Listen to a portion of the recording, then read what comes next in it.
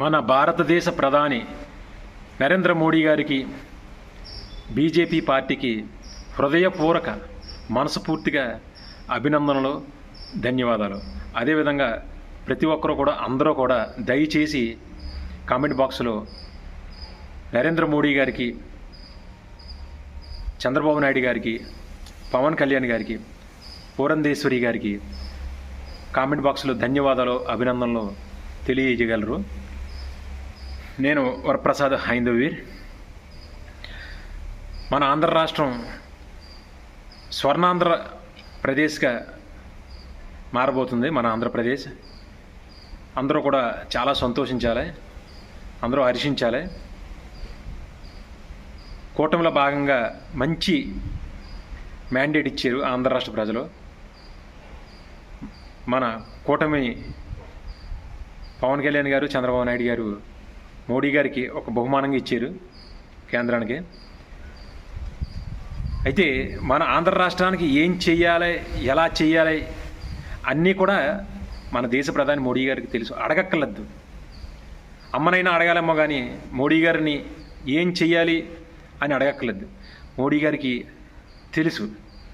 అయినా మాకు ఇంత మెజారిటీ వచ్చింది, మేము ఇంత గొప్పగా గెలిచామని చంద్రబాబు నాయుడు గారు కానీ, పవన్ కళ్యాణ్ గారు కానీ ఒక అహం కానీ, ఒక గర్వం కానీ ఏమీ లేకుండా, ఏమీ అడగకుండానే, ఒక డిమాండ్లు ఏం చేయకుండానే మన దేశ ప్రధాని బీజేపీ పార్టీ నరేంద్ర మోడీ గారు మన రాష్ట్రానికి రాజధానికి, అమరావతిలో రాజధాని కట్టడానికి 15,000 కోట్ల రూపాయలని నిన్న బడ్జెట్లో మంజూరు చేయడం జరిగింది.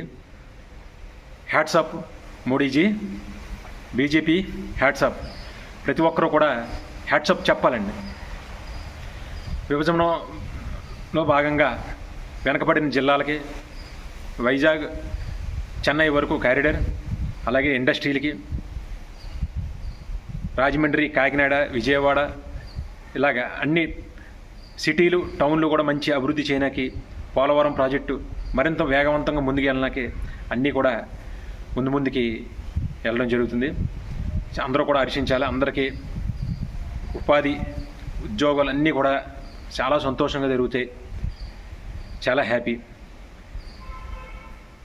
ఈ సందర్భంగా నేను చెప్పే విషయం ఏంటంటే, నరేంద్ర మోడీ గారు ఆయన దైవాంశ సంభూతులు. కృష్ణ భగవాను అంశలో పుట్టినవారు ఆయన. అదేవిధంగా చంద్రబాబు నాయుడు గారు, పవన్ కళ్యాణ్ గారు కూడా దైవాంశ సంభూతులు.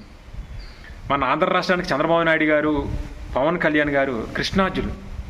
చంద్రబాబు నాయుడు గారు కూడా ఆ సాక్షాత్ కృష్ణ భగవానుడు అంశలో పుట్టినట్లు మనం భావించాలి ఈ కలియుగంలో. అదేవిధంగా పవన్ కళ్యాణ్ గారు, వీళ్ళు ముగ్గురు కూడా దైవాంశ సంభూతులు.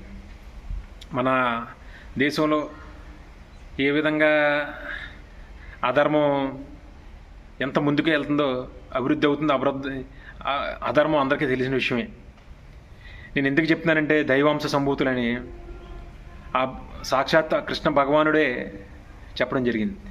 యదా యదా హి ధర్మస్య గ్లానిర్భవతి భారత అభ్యుత్థానమధర్మస్య తదాత్మానం సృజామ్యహం పరిత్రాణాయ సాధూనాం వినాశాయ చ దుష్కృతాం ధర్మ సంస్థాపనార్థాయ సంభవామి యుగే యుగే, సంభవామి యుగే యుగే.